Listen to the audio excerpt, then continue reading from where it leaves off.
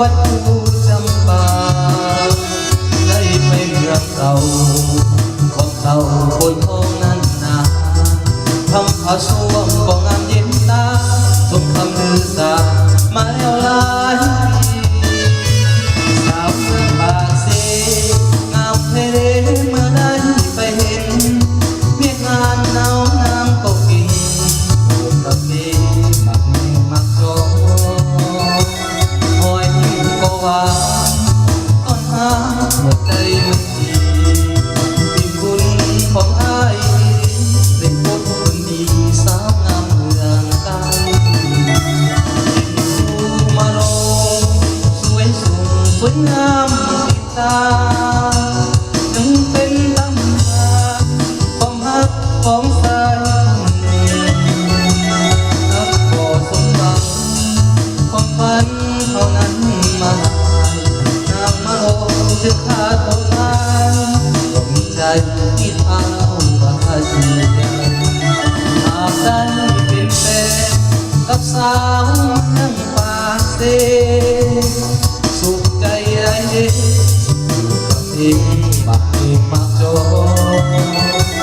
ข้างน้ำคงมันทั้งฝันห้องหักห้องสอง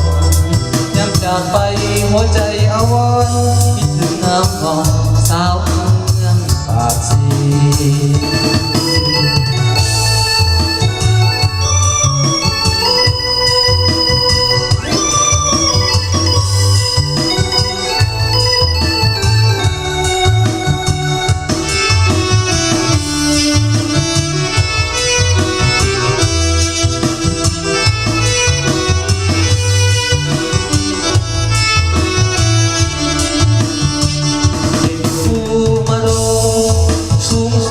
สวยงามติดตาตำนานมันหูมาความรักของสายคนเติมรักบ่สมหวัง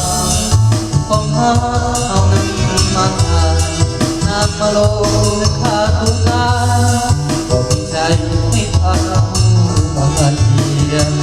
หากได้เป็นแฟนกับสาวเมืองปากเส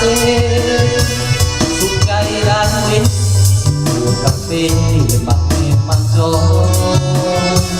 สร้างรักผูกมันสร้างฝันไว้กันเอาสองยามจากไปหัวใจอาวรณ์คิดถึงน้ำอ่อนสาวเมืองปากเส